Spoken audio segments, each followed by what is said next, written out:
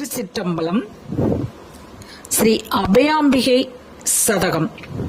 இப்பாடல் மிக அர்த்தமுள்ளதாக இருக்கிறது. 100 பாடல்களை கொண்டது. 8வது பாடல்.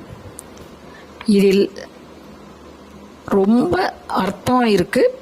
நீங்க கவனமா கேட்டீங்கன்னா இதில் உள்ள அர்த்தத்தை நம்ம நல்லா புரிஞ்சுக்கலாம்.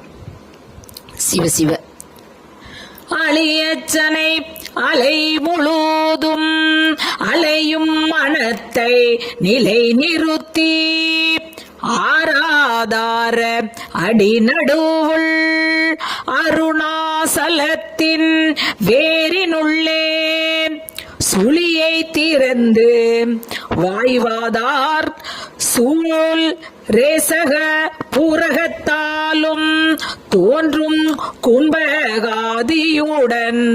ஜோதி படரும் ஞானவெளி விழியும் திறக்கும் மதி குழம்பு மிகுந்து சுரக்கும் நவக்கிரக வெளியா மேலே வெளிப்படர்ந்து விம்மி தனையாய் திரு அருள் வழியை பொருத நாயடியேன் மனத்தாமரையுள் நீ வருவாய் மயிலாவுரியில் வளரீசன் வாழ்வே அபயாம்பிகை தாயே.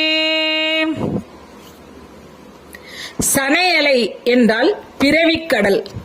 அலையும் மனம். மனமானது ஒன்றுவிட்டு ஒன்றை பற்றி திரியும் மனம். ஒவ்வொரு நிகழ்ச்சியாக ஒவ்வொரு விஷயத்தையும் எண்ணி எண்ணி அங்கே இங்கேயும் அலைபாயும் மனம்.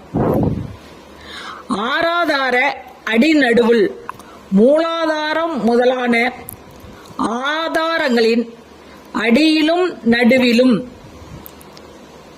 அருணாசலம் என்பது செஞ்சோதியாக காட்சியளிக்கும் புருவ மத்தியில் உள்ள சுழுமுனை நாடியின் உச்சியை அதன் வேறாதார இடை பிங்களை நாடிகளின் நடுவாக மூலாதாரம் வரையில் சென்றுள்ள சுழுமுனை நாடியின் அடி.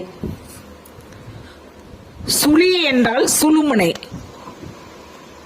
ரோகம் அப்படின்னா வாயுவை வெளிப்படுத்துதல், மூச்சு காற்று.